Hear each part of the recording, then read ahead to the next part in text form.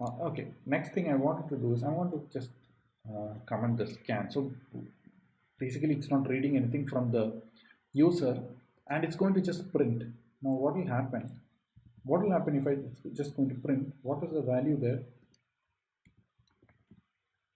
Okay, so it has printed some random values and all, right? It has printed some random values. Now I don't want. Let's say I don't want this. I wanted to use a random value. I don't want that any random value to be used. I want to initialize it. Let's say I want to initialize. So right now it is name is something like this, age is something. So every time you run it, let's do it again. So it's something else, right? Now I don't want to have that. I want to initialize this entire data. Now one way to do is it. How can I initialize it? I can write init function like this, and what is it I would like to initialize? I can set name 0 to be 0 basically, so that means the string is going to stop there, and age is 0 and roll number is 0. This is one way, and I can just type in std.init.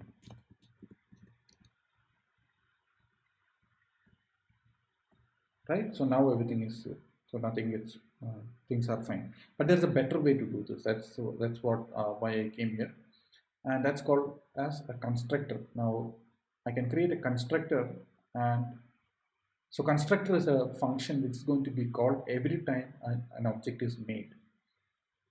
Okay, so this is again, you should think what are the use of this constructor. Okay, so because see this init, when it's called, it's that's not the power to call init is not with the one who wrote the student class. It's with the outside world, the one who wrote the main function. He is the one who called init, but that's not what I want, right? As a maker of the student, I should have ultimate control. I should be able to initialize. I should decide when maybe I want every time a student is made, I want it to be initialized. That's what a maker of the student class wants. So in that case, that's how the abstraction is done. The other side person should not, the one who made the main function should not even be worried about, oh, I have to initialize, etc. That part also should be abstracted out. Okay, so what can the student class maker do, so that the main maker, the main function writer does not have to worry about this abstraction also. Oh, should I initialize or should I not initialize, etc. All these things are taken care of by the student, the one who wrote the student class. He decides whether I want to initialize or not, and he has decided that he has to initialize. So he's going to write what is called as the constructor. So let me just note down, this is called as a constructor. And as you could see, the constructor has the same name as the class name. You just write student and then do brackets, and the constructor is called. So let me just do that. You can we can have a print here which says that now I am inside constructor.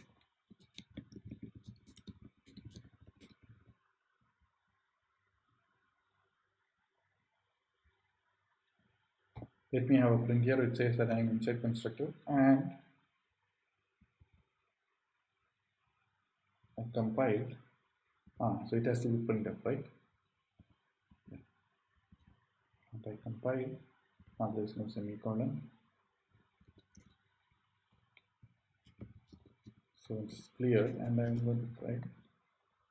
See, as you could see, initially the student class is what is called, it's created, the student object, std object is created, and as soon as it is created, the I am inside constructor comes up, and only then the print comes, right? So the std is called as soon as the function is as soon as the class is called. Now I can create one more class. Let's say I can create std2, student2. Let me run that. What happens if I run that? Oh, twice I am inside constructor appears twice. Why? Because 2 times the object was created, and now there are 2 objects. So 2 times this function. Each time an object is created, the constructor is called. So I have now two objects to do that. Do we want to see whether there are two objects? I can do that. We'll make a count here. Okay, and that count is going to be incremented each time. So I'm going to print it here. Okay, now see, you can see that the count increments twice. Right, I insert constructor 1 and I insert constructor 2. Okay, okay, why could I do this? Because this is a global variable and it's going to be accessed every time. Both the objects can access it. Right, so till now it's clear, and you could have I can now store as you could see, there are two student objects, and both student objects can have different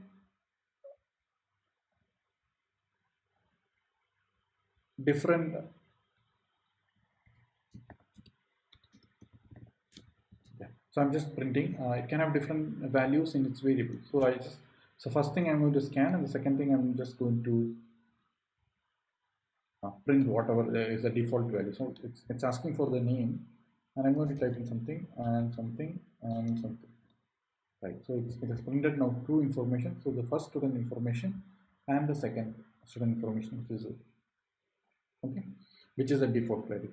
So as you could see, the two different objects are storing having two different values for its private data. Okay, right now. So just like a constructor, so constructor is called every time a class is constructed, is built. A constructor is called, right? Every time a class is made, an object, sorry, an object of a class is made, like std or std2.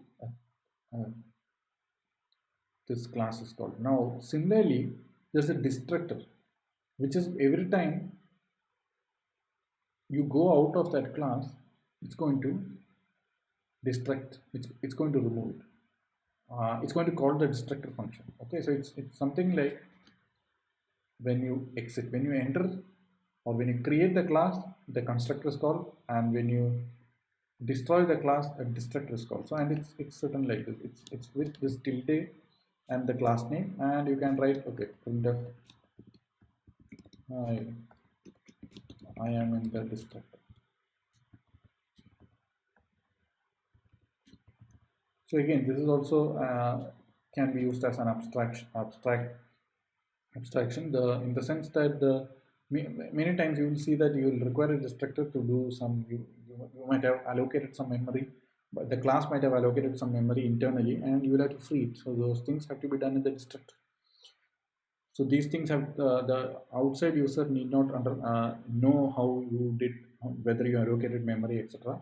And therefore the destructor can be used to do whatever is required to free memory, or close a file maybe. So things like that. Now, when will the destructor be called? So destructor will be called when you exit the program. Let me compile this code.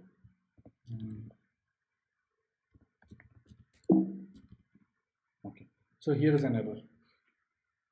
It's saying basically it's not able to, in some sense, identify the destructor, and that's because I am using a GCC compiler. It's more like a C compiler, and we have now got into C++. So you have to move into G++. So that's the C++ compiler, and I'm going to do that. That works. And now you can see what will happen if I run a.out now. Just see.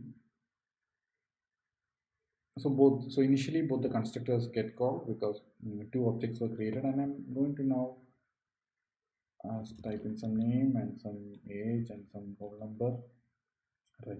And you could see after it print the the two student information, and after it kind of exits, right, just before it exits this function, the main program, it prints it goes into the destructor, and it prints both the so std, the class, the object std first goes into destructor, and and whatever is inside the destructor, that code gets run, and then the next object gets called and that's run. It's clear? Okay. Now that's good. So next thing, so in this way, so now we have seen many things right now. We have seen how to create a class and how to create functions inside it, etc. Right. Another thing which I wanted to say is, it's not required for us to write these functions inside the class. I just have to tell that such functions are going to be there inside the class, and then I can write it outside the class. For example, so let me say I'm going to write void print here. I'm just telling the compiler that these functions are going to be part of this class, and then I'm going to copy these things and I'm going to put it outside. Okay, and I'm going to put it outside, but I have to tell this function which are outside that this is part of the class student, right? So I have to write like this student, and with a double colon, it's telling the function that it's telling the compiler that this print and scan functions are part of the student class. And I could even have done this thing for the constructor, so I could have just written student here and the destructor, and I could have just written student here, and I'm going to just copy both of them down and have both of them written down. Why why do we do this? Any guess?